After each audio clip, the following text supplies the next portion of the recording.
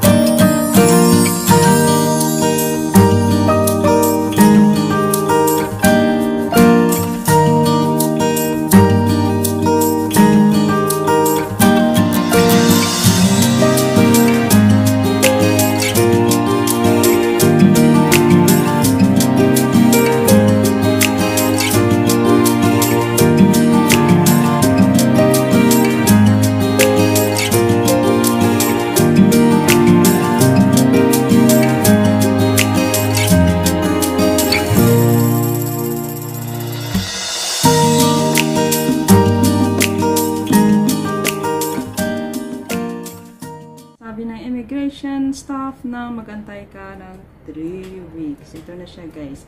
Ito galing sa post office. Darating siya sa sa mailbox nyo. So, after mo ma-receive ito, pwede man yung employer mong kumuha o ikaw. So, mamaya guys, pupuntahan natin. So, ang nakalagay dyan na mga dadalhin mo, syempre, nakasaad na dito dito. At saka yung date o oras na pagkuha mo ng visa mo.